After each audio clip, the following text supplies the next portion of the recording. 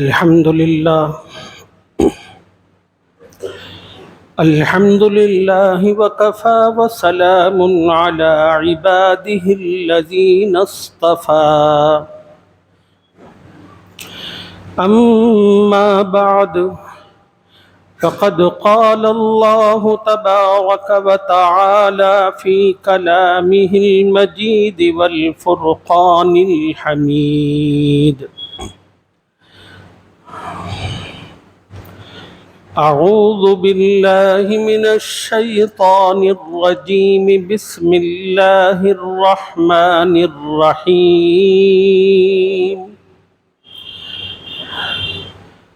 وما أصابكم من مصيبة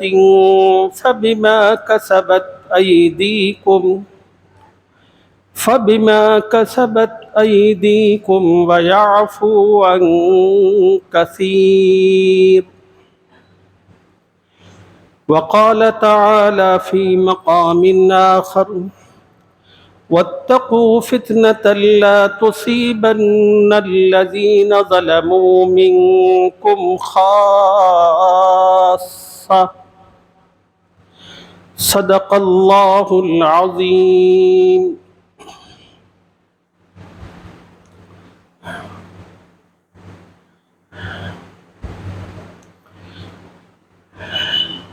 قابل احترام بزرگوں، نوجوان ساتھیوں، دین کی بات عظمت و احترام سے سننے والی ماؤں اور بہنوں، السلام علیکم ورحمۃ اللہ وبرکاتہ۔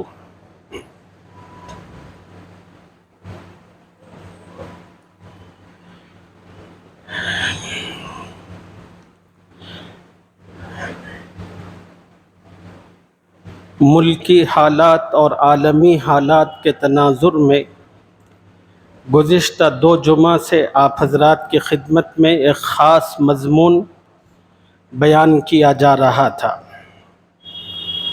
وہ مضمون تھا کہ اس وقت دنیا میں بالخصوص اپنے اس ملک میں مسلمانوں کی جو تباہی اور بربادی ہو رہی ہے، اس کے بنیادی وجوہات و اسباب کیا ہیں۔ علماء نے قرآن و سنت کی روشنی میں امت کی تباہی اور بربادی کی جو وجوہات بیان فرمائی، ان میں سے 4 باتوں کو ہم نے گزشتہ 2 جمعہ میں آپ حضرات کی خدمت میں عرض کیا۔ مزید باتیں اس جمعہ میں آپ حضرات کی خدمت میں عرض کرنے کی سعادت حاصل کریں گے۔ گزشتہ جمعوں میں امت کی تباہی اور بربادی کی جو بنیادی باتیں ذکر کی گئیں، ان میں پہلی بات تھی قرآن اور تعلیم قرآن سے دوری۔ امت کی تباہی اور بربادی کی دوسری وجہ غیروں کی نقالی اور سنت رسول صلی اللہ علیہ وسلم سے دوری۔ امت کی تباہی کی تیسری وجہ فرقہ بندی اور آپسی اختلافات، اور چوتھی وجہ ہے اخلاقی گراوٹ۔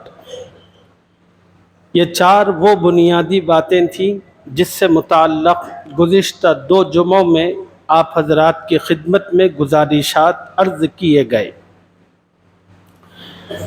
5واں سبب اس امت کی تباہی اور بربادی کا گناہوں کا ارتکاب۔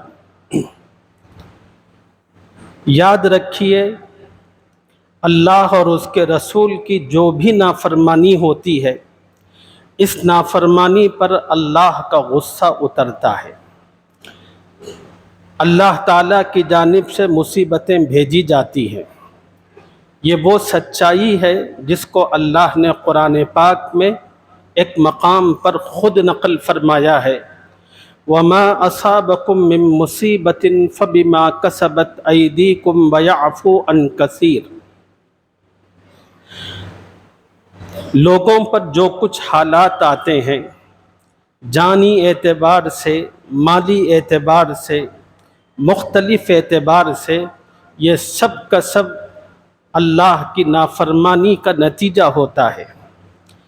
جب بندے مختلف قسم کے گناہ کو اپنی زندگی کا حصہ بناتے ہیں اور پھر انہی گناہ کو کثرت کے ساتھ کرتے رہتے ہیں تو پھر اللہ تعالیٰ کی آزمائشوں اور مصیبتوں میں وہ بندہ گھیر لیا جاتا ہے۔ اور آج اس وقت امت پر جو حالات ہیں اس کی ایک اہم وجہ یہ ہمارے اپنے گناہ، اللہ اور اس کے رسول کی نافرمانی ہے۔ یوں تو ہر گناہ برا ہے، لیکن کچھ مخصوص گناہ ایسے ہیں جب امت ان کا ارتکاب کرتی ہے تو اس کے نتیجے میں 5 قسم کی مخصوص مصیبتیں نازل ہوتی ہیں۔ مشکات شریف کی روایت ہے، رسول اللہ صلی اللہ علیہ وسلم نے ارشاد فرمایا، جب کوئی قوم مال غنیمت میں خیانت کرتی ہے اللہ دشمنوں کا رعب اس پر مسلط فرماتے ہیں۔ نبی علیہ السلام نے دوسرے گناہ کے بارے میں فرمایا، جس سماج، جس سوسائٹی اور معاشرے کے اندر زنا کی کثرت ہوتی ہے اللہ تعالیٰ وہاں پر موت کی بھی کثرت فرماتے ہیں۔ اور تیسرا سبب رسول اللہ صلی اللہ علیہ وسلم نے فرمایا، جو قوم ناپ تول میں کمی کرتی ہے اللہ تعالیٰ اس قوم سے رزق کی برکت ختم فرما دیتے ہیں۔ نبی علیہ السلام نے چوتھی بات فرمائی، جو قوم ناحق فیصلے کرتی ہے اللہ تعالیٰ اس قوم کے اندر نا اتفاقی، خون، فساد، ان تمام کی تمام چیزوں کو عام کرتے ہیں۔ ہمارے سماج کے اندر یہ تمام کی تمام چیزیں پائی جاتی ہیں، بالخصوص اس وقت ہمارے اپنے سماج میں ناحق فیصلے کرنا یہ بہت عام ہو چکا ہے۔ شاید ہی مسلم معاشرے کے اندر اکا دکا کوئی گھرانہ ہوگا جہاں پر انصاف کی بنیاد پر فیصلے ہوتے ہوں۔ میں نہیں سمجھتا کہ اس سے زیادہ کوئی تعداد ہو سکتی ہے۔ دھڑلے کے ساتھ آج سماج میں لوگوں کے حقوق ضائع کیے جا رہے ہیں۔ بڑا بھائی چھوٹے بھائی کے حق کو مارتا چلا جا رہا ہے۔ مخصوص رشتہ دار اپنے ایک مخصوص رشتہ دار کو ٹارگٹ بنا کر اس کے حقوق ختم کرنے کے در پہ ہے۔ عورتوں کے معاملات کے اندر جو اختلاف اور انتشار ہوتا ہے گھروں کے اندر، اس اختلاف و انتشار کا انصاف کی بنیاد پر فیصلہ نہیں ہو پاتا، جس کا نتیجہ ہے کہ گھر سے لڑائی اور جھگڑے کبھی ختم ہی نہیں ہوتے۔ لڑائی اور جھگڑے گھریلو ہوں، تجارتی ہوں، آپسی معاملات سے تعلق رکھتے ہوں، کسی بھی نوعیت کے ہوں، ان تمام اختلافات کا واحد حل یہی ہے کہ اللہ اور اس کے رسول کی طرف رجوع کیا جائے۔ اس لیے کہ دنیا میں انسان کوئی کسی کی بات ماننے اور سننے کے لیے تیار نہیں ہے، چاہے آپ عمر میں اور بزرگی میں کتنے ہی بڑے ہوں۔ چھوٹا کہتا ہے کہ میں تیری بات کیوں مانوں، بڑا کہتا ہے کہ میں تیری بات کیوں سنوں، تجھے پتہ ہی کیا ہے، تیری عمر ہی کیا ہے۔ لیکن ان دونوں کے لیے قابل قبول جو چیز ہے وہ اللہ اور اس کے رسول ہے۔ اللہ اور اس کے رسول کی طرف اپنے معاملات کو رکھیں اور وہاں سے اپنے معاملات کا حل چاہیں۔ وقتی طور پر اللہ رسول کے احکامات کے مطابق فیصلے لینے میں کچھ دقت ہوگی، لیکن تھوڑے دنوں کے بعد اس کے دل کو سکون اور قرار آ جائے گا۔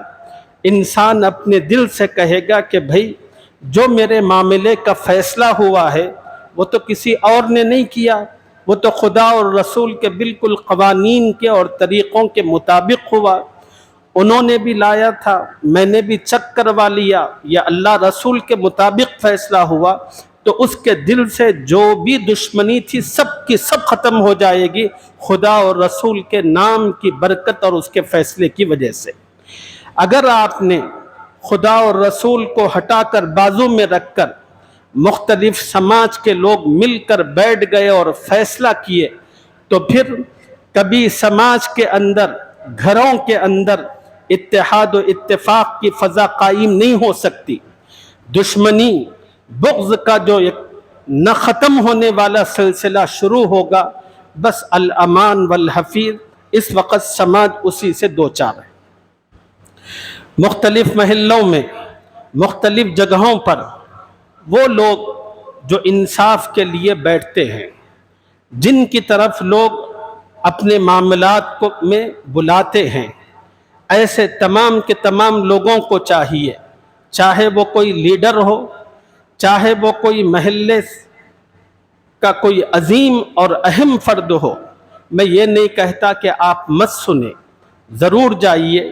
رسول اللہ صلی اللہ علیہ وسلم نے امت کو تلقین فرمائی، اللہ نے ترغیب دی، وَأَصْلِحُوا ذَاتَ بَيْنِكُمْ، لوگوں کے درمیان جو اختلافات ہیں ان اختلافات کو حل کرو۔ اس حل کے لیے جب آپ وہاں پہنچے تو سب سے پہلے مسئلے کی نوعیت معلوم کریں، پھر اس کے بعد اس مسئلے سے متعلق خدا کا حکم اور رسول کا حکم جانیں۔ یہ جو مسئلہ جس میں ان لوگوں دونوں کے درمیان بیٹھ کر انصاف کرنے جا رہا ہوں، اس مسئلے میں خدا کیا کہتا ہے، اس مسئلے میں رسول اللہ صلی اللہ علیہ وسلم کی تعلیمات اور آپ کا طریقہ کیا ہے، آپ ان دونوں چیزوں کو معلوم کر کے پھر اس کے مطابق فیصلہ کریں۔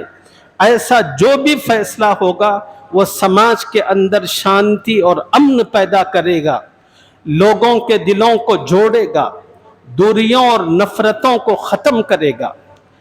مگر آپ نے اس چیز کو ہٹا کر اپنی طرف سے، اپنی سمجھ سے، اپنے طریقے سے فیصلہ کریں گے تو اس کے نتیجے میں محبتیں کبھی پیدا نہیں ہوں گی، اس کے نتیجے میں لوگوں کے دلوں میں دوریاں آئیں گی، نا اتفاقیاں پیدا ہوں گی، دشمنیاں بنیں گی، اور اس کے نتیجے میں لوگ ایک دوسرے کی عزت، ایک دوسرے کی جان کے درپے ہوں گے۔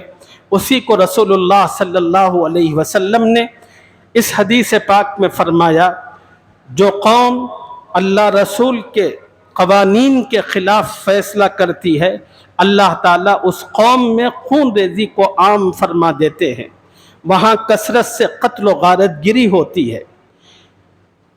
جہاں بھی لڑائیاں اور جھگڑے ہوتے ہیں، یہ تمام کے تمام لڑائی اور جھگڑے کی جو بنیادی وجہ ہوتی ہے وہ دشمنی ہوتی ہے، اور دشمنی کی مین وجہ ناانصافی ہوتی ہے۔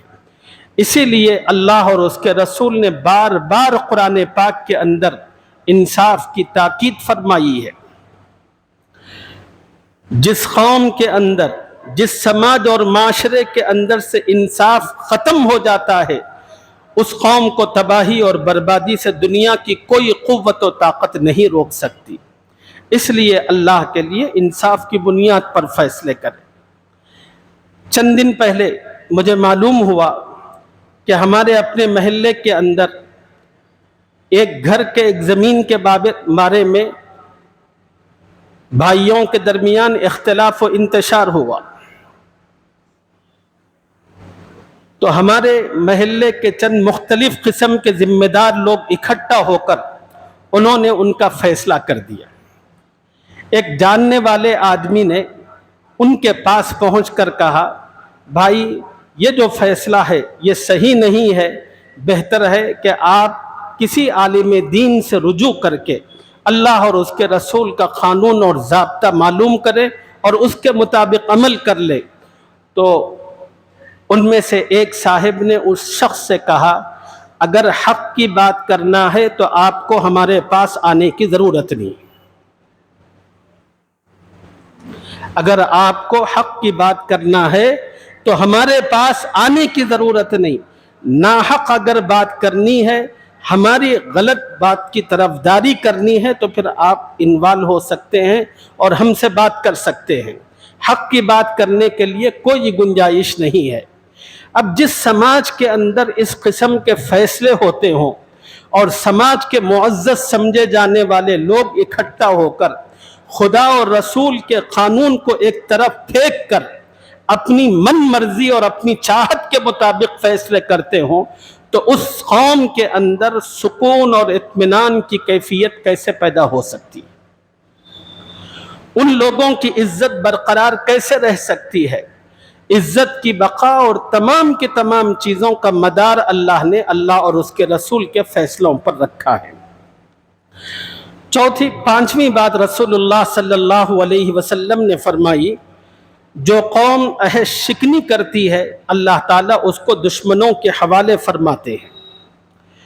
یہ چند مخصوص گناہ تھے جس کے نتیجے میں مخصوص قسم کا وبال اللہ کی طرف سے نازل ہوتا ہے. آج امت جس قسم کے حالات سے دوچار ہے، ملک اور غیر ملک میں، آپ ان چیزوں کے تناظر میں امت کی تباہی کو دیکھنے کی کوشش کیجیے.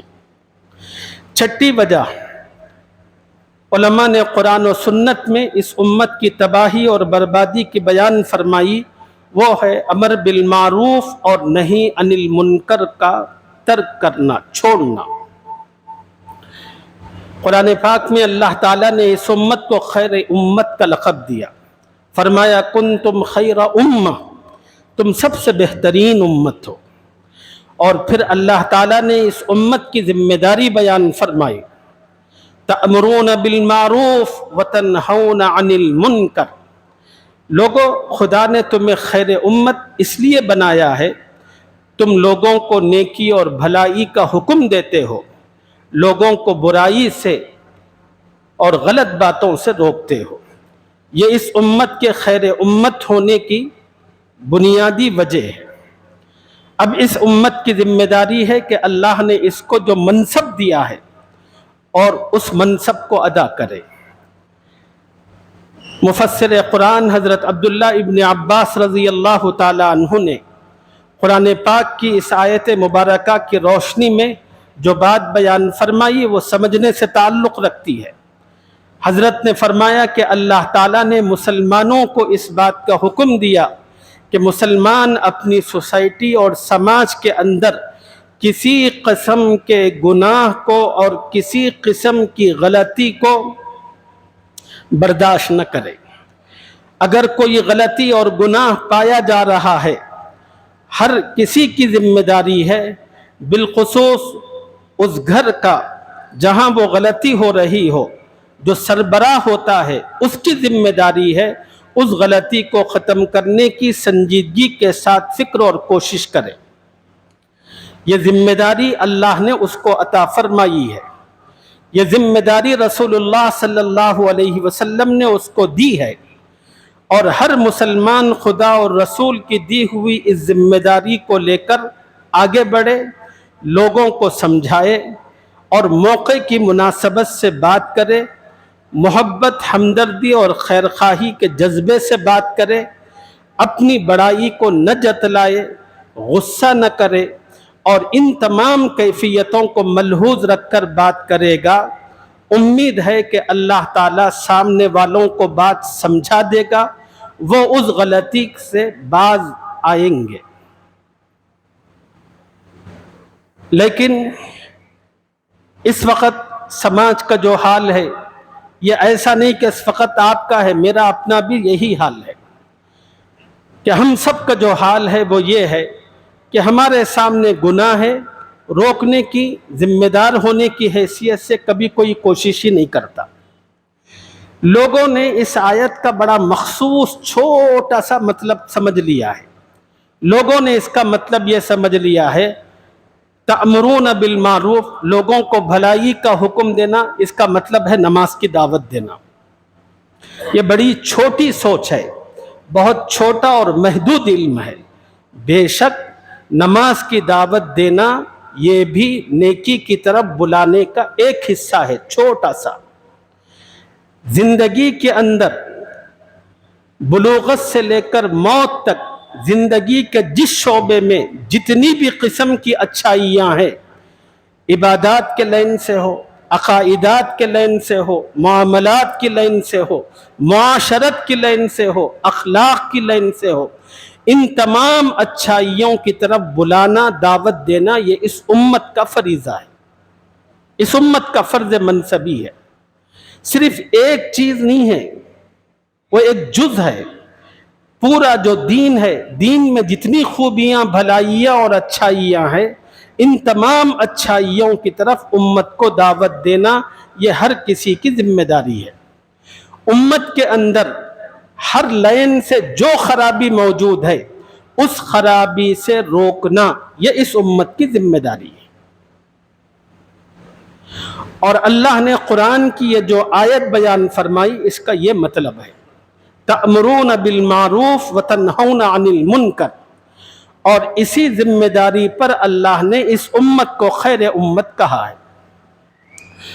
اور امت کو چاہیے، اللہ اور اس کے رسول نے اس کو جو ذمہ داری دی ہے، جو کردار دیا ہے، اس کردار کو ادا کرے۔ رسول اللہ صلی اللہ علیہ وسلم نے اس کردار کو ادا کرنے کے 3 طریقے بتائے ہیں۔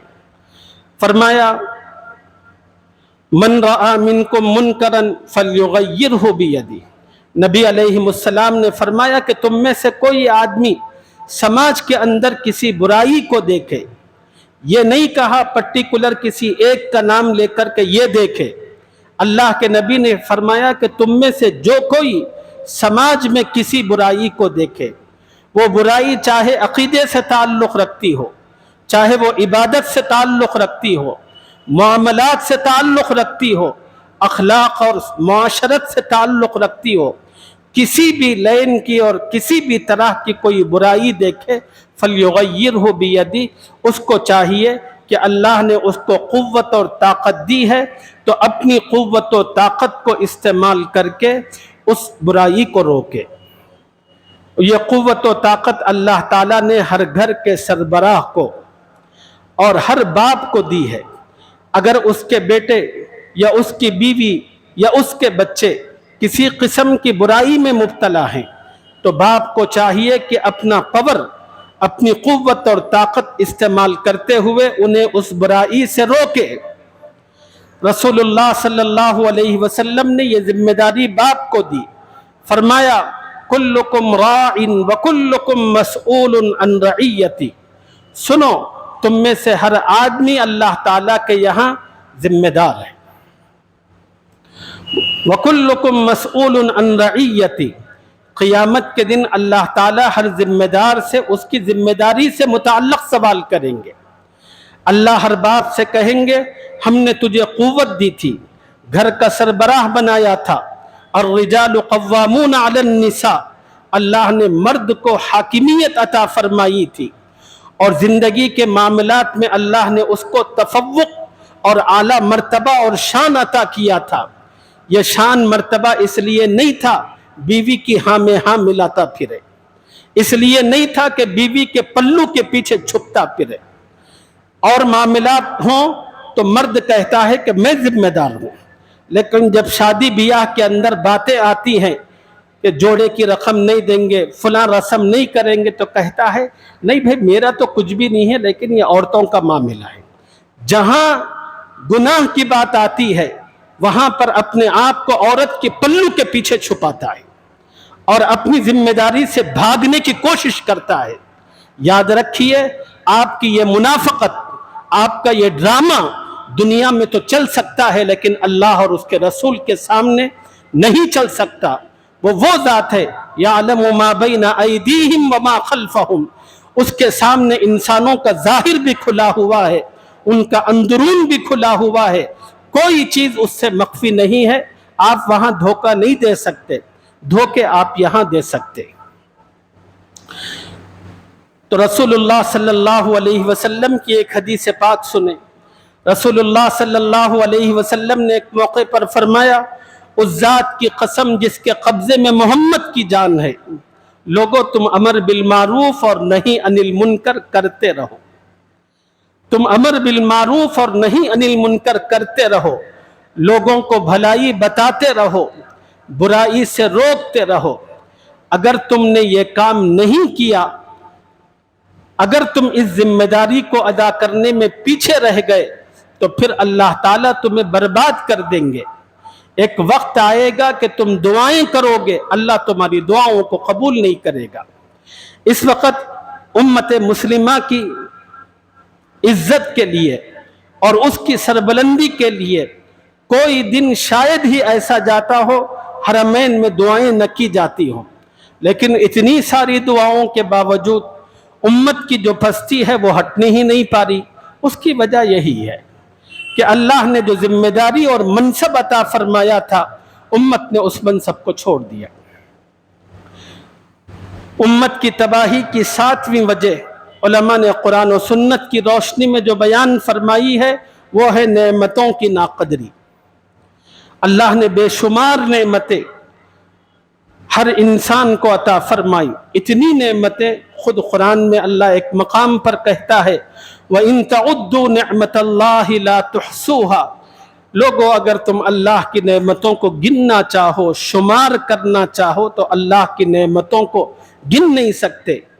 کھانے میں 100 قسم کی نعمتیں ہیں، پہننے اوڑھنے میں ہزاروں قسم کی نعمتیں ہیں، کاروں کے استعمال میں اور گھروں کی رہائش اور آرائش کے اندر زندگی کے ہر شعبے میں اللہ تعالیٰ نے بے شمار نعمتیں انسانوں کو دے رکھی ہے. اور ان نعمتوں سے متعلق اللہ نے بس ایک بات کہی، وہ یہ کہ اللہ کی نعمتوں کی قدر کرو اور اللہ کی نعمتوں کا شکر ادا کرو. لیکن موجودہ دور کے اندر انسان بڑی بے دردی کے ساتھ اللہ کی نعمتوں کو استعمال کر رہا ہے، لیکن کبھی اس کی زبان سے خدا کے لیے شکریہ کے الفاظ تک نہیں نکلتے. شیخ الاسلام حضرت مولانا محمد مفتی تقی عثمانی صاحب رحمۃ اللہ علیہ نے بڑی خوبصورت بات ارشاد فرمائی. کہا کہ اللہ کی نعمت سے متعلق ہر مسلمان پر 3 قسم کے حق عائد ہوتے ہیں. پہلا حق ہے اللہ کی اس نعمت کی قدر پہچانے. دوسرا حق ہے اللہ کی اس نعمت کا صحیح استعمال کرے. اور تیسرا حق ہے اللہ کی نعمت کا شکر ادا کرے. پہلی چیز ہے اللہ کی نعمت کی قدردانی کرے. دوسرا حق ہے اللہ کی اس نعمت کو صحیح استعمال کرے. اور تیسرا حق ہے اللہ کی نعمت کا شکر ادا کرے. ان 3 باتوں کے تناظر میں ہم میں سے ہر آدمی اپنا اپنا جائزہ لے کر دیکھے. اگر کسی کے اندر ایک بات پائی جاتی ہے تو دوسری بات موجود نہیں. کوئی آدمی نعمت پر اللہ کا شکر ادا کر رہا ہے مگر اس کا استعمال صحیح نہیں کر رہا. کوئی اگر استعمال صحیح کر رہا ہے تو پھر اس کی قدر اور اس کی عظمت اس کے دل میں موجود نہیں ہے. یہ تینوں کی تینوں باتیں ہونی چاہیے اور اللہ تعالیٰ کا فرمان اپنے سامنے رکھنا چاہیے جو خدا نے کہا لَإِن شَكَرْتُمْ لَأَزِيدَنَّكُمْ وَلَإِن كَفَرْتُمْ إِنَّ عَذَابِي لَشَدِيدٌ. لوگو اگر تم اللہ کی نعمتوں پر شکر کرو گے تو اللہ زیادتی کریں گے نعمتوں میں. وَلَإِن كَفَرْتُمْ اور اگر تم نے ناشکری کی تو إِنَّ عَذَابِي لَشَدِيدٌ. یاد رکھیے اللہ کا عذاب بڑا سخت ترین ہے. آج امت خدا کی نعمتوں کی ناشکری کر کے مختلف قسم کے بوال میں، مختلف قسم کی مصائب میں مبتلا ہے. اور 8ویں وجہ سبب جو علماء نے قرآن و سنت کی روشنی میں اس امت کی تباہی کا بیان فرمایا ہے وہ دنیا کی حد درجہ محبت ہے. اس وقت غیر تو غیر چھوڑیے، جتنے مسلمان ہیں تمام کے تمام مسلمانوں کے دلوں میں دنیا کی محبت کوٹ کوٹ کر بھری ہوئی ہے. حالانکہ دنیا فانی ہے، اس کی نعمتیں فانی ہیں. قرآن میں اللہ نے فرمایا دنیا کی زندگی ایک دھوکے کا سامان ہے، اس کے سوا کچھ نہیں. رسول اللہ صلی اللہ علیہ وسلم نے ایک حدیث میں فرمایا حب الدنیا رأس کل خطیئہ. دنیا کی محبت ہر برائی کی جڑ ہے. یہ اللہ کے نبی نے کہا. اور آج امت اسی کی محبتوں میں مبتلا ہو کر اللہ کو، رسول کو، اپنی موت کو، اپنی قبر کو، اپنی قیامت کو، اپنی تمام تر چیزوں کو بھلا بیٹھی ہے۔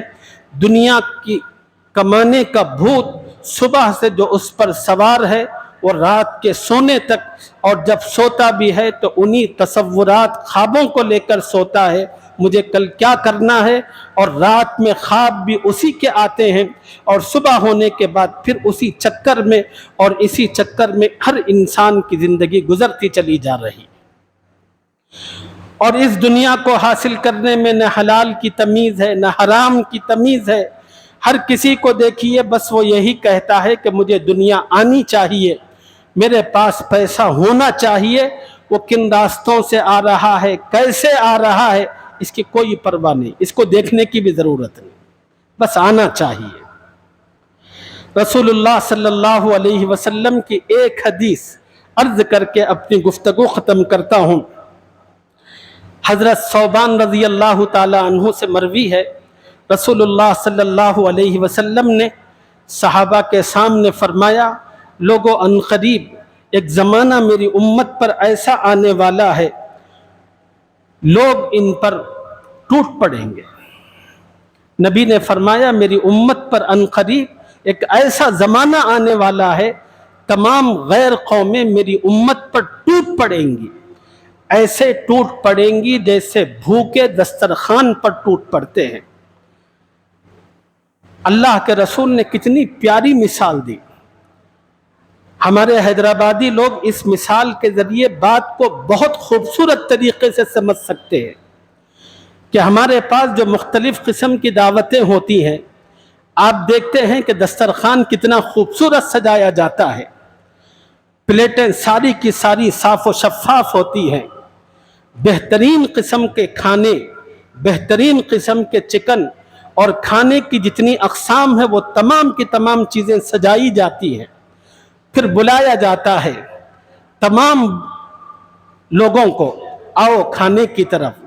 ہم لوگ جس طرح ٹوٹ پڑتے ہوئے بھاگتے ہیں، اللہ کے نبی نے اسی کو بیان فرمایا، نہ بوڑھا ہے نہ جوان ہے، کسی کو کسی کا احساس نہیں ہے، ایک دوسرے کو رونتے ہوئے آگے بڑھنے کی کوشش کرتا ہے، جا کر دسترخوان پر بیٹھتے ہیں، اور آدھے گھنٹے کے بعد 35-40 منٹ کے بعد جب دسترخوان ختم ہوتا ہے، اس دسترخوان کی حالت کیا ہوتی ہے؟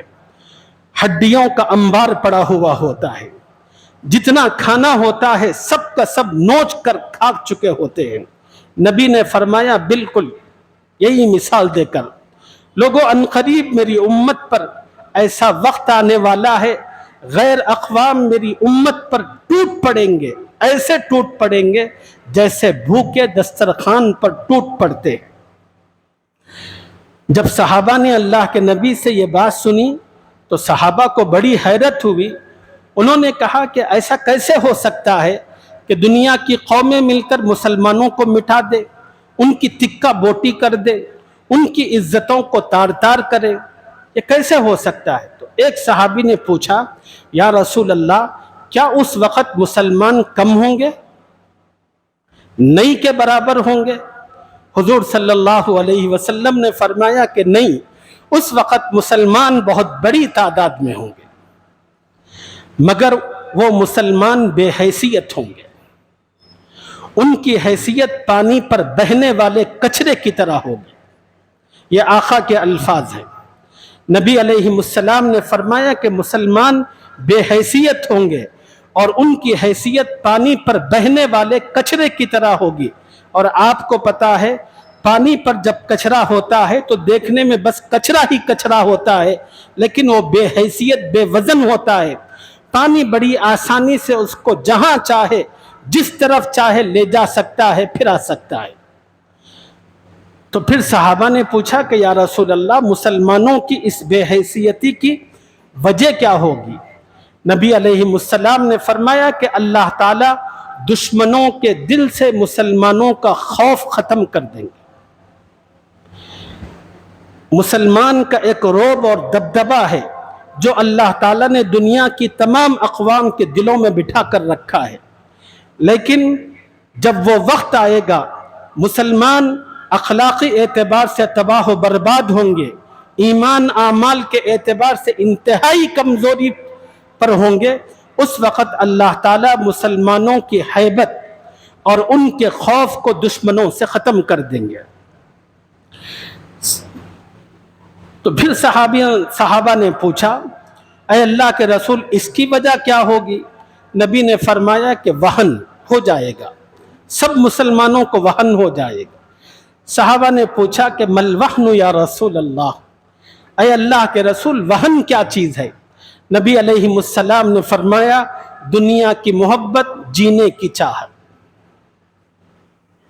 دنیا کی محبت، زندگی کی چاہت۔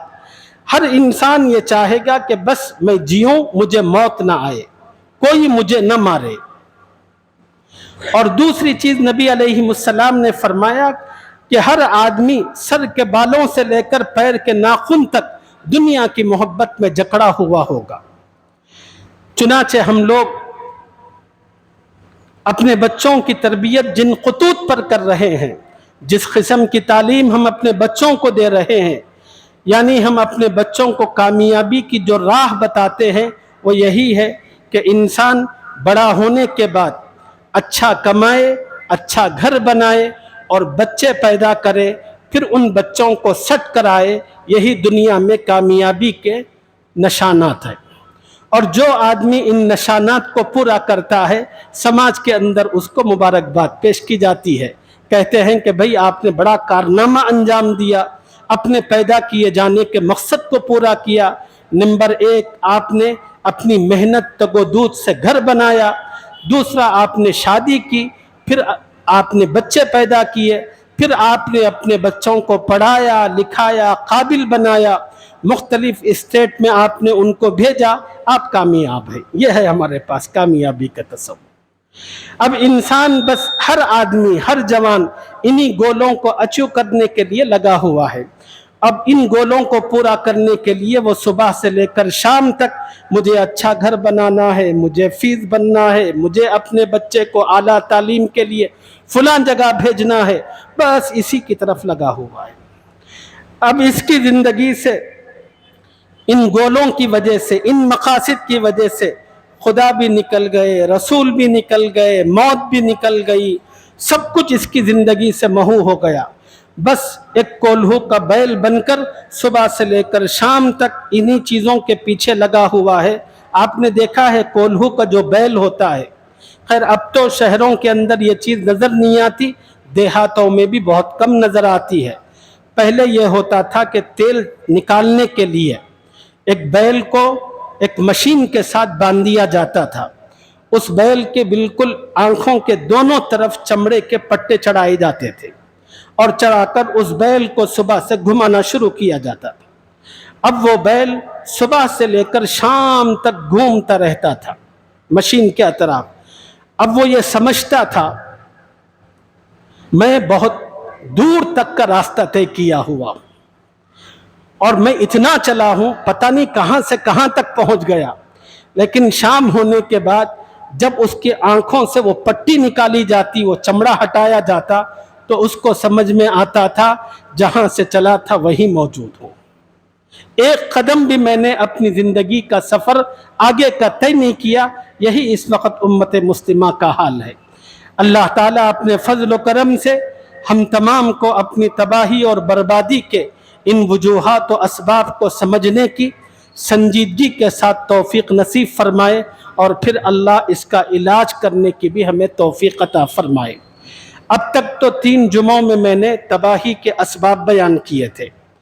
اب اگلی جمعہ اس میں ہمیں کرنا کیا ہے ان حالات میں، ان حالات سے ابھرنے کے لیے، انشاءاللہ اس پر اگلی جمعہ بات ہوگی۔ اللہ تعالیٰ سننے والوں سے زیادہ کہنے والے کو عمل کی توفیق عطا فرمائے، آمین یا رب العالمین۔